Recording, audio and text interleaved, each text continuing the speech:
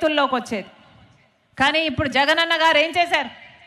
రాజశేఖర రెడ్డి గారి కొడుకు అనిపించుకుంటున్న జగనన్న గారు ఏం చేశారు?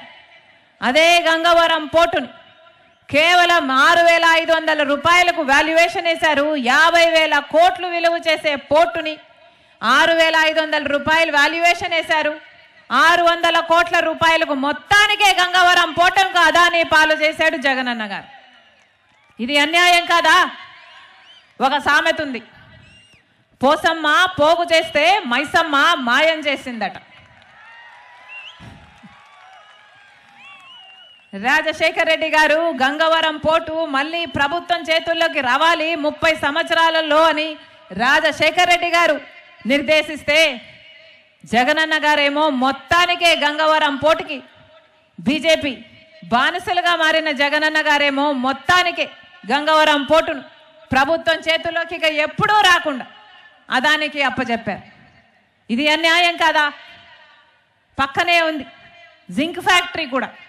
దాని పరిస్థితి ఏమిటి? ఏమైంది దాని పరిస్థితి? ఇలాగే ప్రైవేటైజ్ చేశారు. దాంతో మొత్తానికి ఫ్యాక్టరీయే మూసేశారు. ఆ ఎంప్లాయీస్ అందరినీ తరిమి కొట్టారు. ఇప్పుడు అదొక రియల్ ఎస్టేట్ వెంచర్గా తయారు కాబోతుంది. అదే చేయాలనుకుంటున్నారు విశాఖ స్టీల్లో కూడా. ఇదే పన్నాగం పన్నారు. కేవలం ల్యాండ్ బ్యాంక్ కోసం ఈరోజు విశాఖ ఉక్కును ప్రైవేటైజ్ చేయాలని ఒక్కొక్క అంశంగా క్రమంగా, ఇది లాభాలలో ఉన్న ప్రాజెక్టు, క్రమంగా నష్టాల్లోకి తీసుకువెళ్ళారు, అప్పుల్లోకి తీసుకువెళ్ళారు. ఈరోజు కనీసం జీతాలకు కూడా ఇచ్చే దిక్కు లేకుండా పోయింది అంటే కారణము కేంద్ర రాష్ట్ర ప్రభుత్వాలు కాదా? ఆదుకోవాల్సిన బాధ్యత వాళ్ళకి లేదా? ఏం చేసింది రాష్ట్ర ప్రభుత్వం? ఒక్కసారంటే ఒక్కసారైనా ఇంతమంది ఉద్యోగులు ఉన్నారే, ఇంతమంది 30,000 ఉద్యోగస్తులు ఉంటారా? ఇంకా ఎక్కువే ఉంటారా? ఇంతమంది ఉద్యోగస్తులు వాళ్ళ జీవితాలు ఏం కావాలి? వాళ్ళ కుటుంబాలు ఏం కావాలి? ఇది ప్రైవేటైజ్ అయిపోతే వచ్చే కంపెనీ వీళ్ళందరినీ ఆదరిస్తుందా? పక్కన జింక్ ఫ్యాక్టరీ విషయంలో జరిగినట్టు మొత్తానికే ఫ్యాక్టరీని మూసేయదా? ఈ కార్మికులందరినీ వెళ్ళగొట్టదా? ఈ ల్యాండ్ బ్యాంక్ని ఒక రియల్ ఎస్టేట్ వెంచర్గా తయారు చేయదా? ఏమైపోవాలి ఈ జీవితాలన్నీ? ఏమైపోయాలి ఈ కుటుంబాలన్నీ? ఆలోచన చేస్తుందా రాష్ట్ర ప్రభుత్వం? ఆలోచన ఉందా ఎవరికైనా? పోనీ ప్రతిపక్ష నాయకుడు చంద్రబాబుగా ఉన్నారు. చంద్రబాబు గారు ఏమైనా ఆలోచన చేశారా? ప్రజల పక్షాన మాట్లాడుతున్నారా? విశాఖ స్టీలు ప్రైవేటైజ్ చేయడానికి వీలు లేదు అని ఎప్పుడైనా గొంతెత్తారా? ఒక్కరంటే ఒక్కరు కూడా మాట్లాడడం లేదు. మన కర్మ, పాలక పక్షం ఒక తీరుంటే ప్రతిపక్షం కూడా అదే తీరులో బీజేపీ పార్టీకి బానిసలుగా మారారు.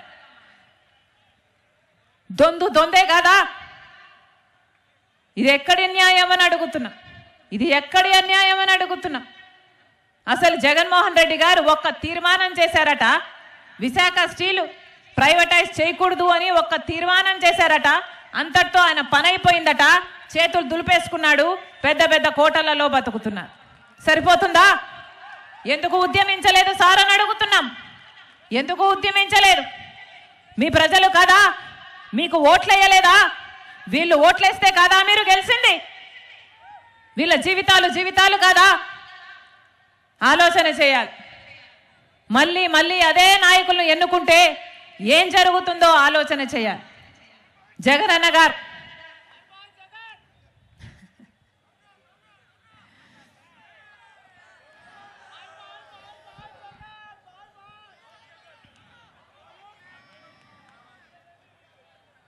ఇంకోవైపు చంద్రబాబు గారు ఎందుకు పొత్తు పెట్టుకుంటున్నారు సార్ బీజేపీ పార్టీతో? ప్రజలకు సమాధానం చెప్పండి అని అడుగుతున్నాం.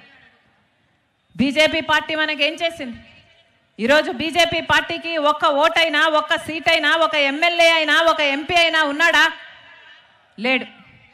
గత ఎన్నికల్లో ఒక ఎమ్మెల్యే గెలవలేదు బీజేపీ పార్టీ, ఒక ఎంపీ గెలవలేదు బీజేపీ పార్టీ. అయినా కూడా ఆంధ్ర రాష్ట్రం మొత్తం బీజేపీ గుప్పట్లో ఉంది. ఆంధ్ర రాష్ట్రాన్ని పరిపాలిస్తున్నది ఏ పార్టీ? BJP party. ఎందుకంటే ఒక పక్క పాలక పక్షం, ఇంకో పక్క ప్రతిపక్షం, 2 పార్టీలకు బీజేపీ పార్టీ కావాలట. ఇదొక లవ్ ట్రయాంగిల్. 2 పార్టీలకు బీజేపీ పార్టీ కావాలట. బీజేపీ పార్టీ ఏమో ఇద్దరితో కలిసి డ్యూయెట్లు పాడుతుంది. ఎందుకు పాడదు? ఒక పక్షేమో పాలకపక్షం, ఇంకో పక్షేమో ప్రతిపక్షం. ఇద్దరు స్వప్రయోజనాల కోసం ప్రజల ప్రయోజనాలను తాకట్టు పెట్టారు. ఏ ఒక్కరు మనకు ప్రత్యేక హోదా కావాలి అని ఏ ఒక్కరు అడగరు. మనకు పోలవరం కావాలని అని ఏ ఒక్కరూ ప్రశ్నించరు. మనకు రాజధాని కట్టాలన్న చిత్తశుద్ధి ఏ ఒక్కరికే లేదు. ఆఖరికి విశాఖ స్టీలు ప్రైవేటైజ్ అయిపోతుందో నాకు కూడా వీళ్ళకు చీమ కొట్టినట్టు కూడా లేదు. ఇలాంటి వాళ్ళకా ఓట్లేయాలి? ఇలాంటి వాళ్ళనా గెలిపించుకునేయాలి? ప్రజలందరూ ఆలోచన చేయాలి.